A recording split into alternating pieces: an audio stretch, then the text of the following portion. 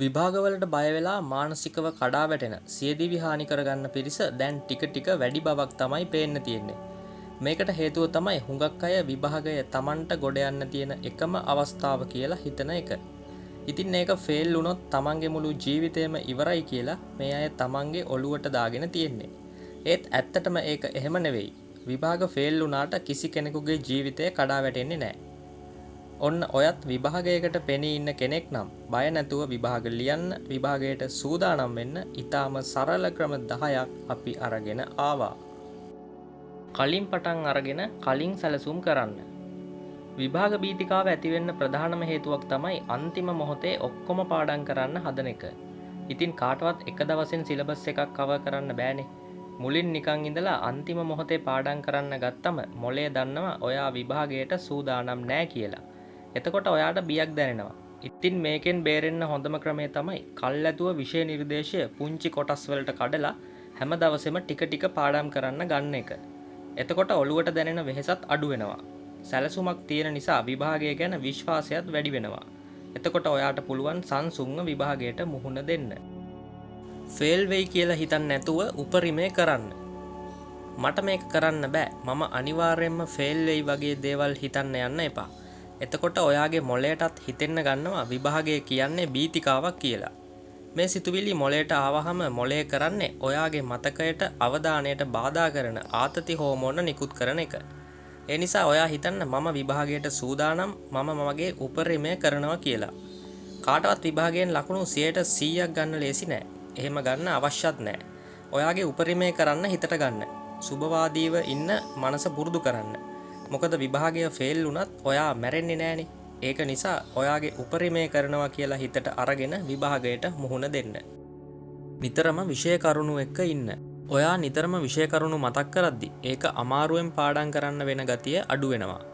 ඒකට හේතුව තමයි ඔයා නිතර මතක් කරන කරුණු මොළය විසින් දිගු කාලයක් රඳවලා තියාගන්න එක. එතකොට ඔයාට පුළුවන් විභාගයේ ලං වෙලා අවශ්‍ය පාඩම් නිකම් බලාගෙන යන්න. මොකද ඔයා දිගු කාලයක් තිස්සේ විෂය කරුණු එක්ක හිටපු නිසා එකපාරක් බැලුවම ඒවා ඔයාගේ ඔළුවට ඉක්මනින් යනවා. ඉතින් ඔයාට පුළුවන් ෂෝට් නෝට් වගේ හදාගෙන නිතර ඒවා බලන්න.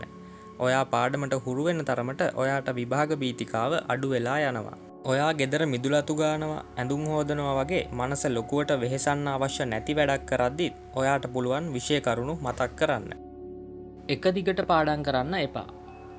ඔයා පාඩම් කරන අතරතුර විවේක ගැනීම අත්‍යවශ්‍යම දෙයක්. ඔයා එක දිගට විනාඩි 30ක් පාඩම් කළොත් විනාඩි 5ක් 10ක් ඔයාගේ මනසට විවේකයක් දෙන්න ඕනේ. එහෙම නැතුව පැය ගණන් එක දිගට පාඩම් කරන්න ගත්තොත් ඔයා ආතතියට පත් වෙනවා. ඔයා පාඩම් කරපු දේවල් රඳව ගන්න, මතක තියාගන්න මොළයට මේ විවේකය අවශ්‍යයි. ඉතින් මේ විවේකය කියන්නේ පැය භාගයක් පාඩම් කරලා ඊට පස්සේ දවස පුරාම ගේම් ගහන එක නෙවෙයි. පාඩම් අතරතුර විනාඩි 5ක් පුටුවෙන් ඇඳෙන් නැගිටලා යන්න, වතුර එකක් බොන්න, සින්දුවක් අහන්න, ඒ වගේ කෙටි විවේකයක් අරගෙන පාඩම් මානසිකත්වයෙන් විනාඩි 5ක් බැහැර වෙන එක. මේ විවේකය ඔයාව නිර්මාණශීලී කරන්නත් හේතුවක් වෙනවා. දවසට විනාඩි 10ක් භාවනා කරන්න. ඔයා පුරුද්දට වගේ භාවනා කරන කෙනෙක් නොවුනත් විභාග කාලේ පාඩම් කරන අතරතුර භාවනා කරන එක නම් සෑහෙන වැදගත්. මොකද විභාග අතරතුර ඇතිවෙන ආතතිය නිසා ඔයා හුස්ම ගන්න වේගය අඩු වෙනවා. ඒකෙන් වෙන්නේ ශරීරයට ලැබෙන ඔක්සිජන් ප්‍රමාණය අඩු වෙන එක. ඔක්සිජන් අඩු වුනහම ඔයාගේ මොළයේ ක්‍රියාකාරීත්වයත් අඩු වෙලා ඔයා පාඩම් කරන දේවල් ඔයාට මතක හිටින එක අඩු වෙන්න පුළුවන්. ඒ නිසා ඔයා භාවනා කරන එක හරිම වැදගත්. තප්පර 4ක් එක දිගට සෙමින් ආශ්වාස කරලා තප්පර 4ක් හුස්ම රඳවා තබාගෙන තප්පර 4ක් ප්‍රශ්වාස කරන එක ඔයාට විභාග බීතිකාව අඩු කරගන්න හේතුවක්. ඔයා මේ විදිහට දවසටම විනාඩි 10ක් භාවනා කරන එක ප්‍රමාණවත්. පැය 7-8ක්වත් රැට නිදා ගන්න. සමහරව හිතනවා නිදි මරාගෙන මුළු දවසම පාඩම් කළොත් විභාග ජය ගන්න පුළුවන් කියලා. එහෙම හිතලා නිදි මරාගෙන මහරෑ උදේ දවල් හවස එක දිගට පාඩම් කරනවා. ඒත් විභාගයේ තියෙන්නේ හෙට වුණත් ඔයා ප්‍රමාණවත් කාලයක් නිදා ගන්න එක සෑහෙන වැදගත්. නිින්ද අඩු වුණාම ඔයාගේ මතකය දුර්වල වෙනවා. ප්‍රෙෂර් වැඩි වෙනවා, ඔළුව රිදෙන්න ගන්නවා. මේ නිසා ඔයාට හරියට පාඩම් කරන්න, විභාගයට මුහුණ දෙන්න බැරි වෙනවා. ඔයා පාඩම් කරන දේවල් දිගු කාලීනව මොළයේ රඳව ගන්න නම් හොඳ නිින්දක් මොළයට අත්‍යවශ්‍යයි. නිින්ද කියන්නේ මොළයට ලැබෙන විවේකය. ඔයා වගේම මොළයත් විවේක ගත්තොත් තමයි ඔයාට විභාග ජය ගන්න පුළුවන් වෙන්නේ. ඉතින් අනිවාර්යයෙන්ම රැට පැය 7-8ක අකණ්ඩ නිින්දක් ඔයා ගන්නම ඕනේ. හොඳට කන්න වතුර බොන්න.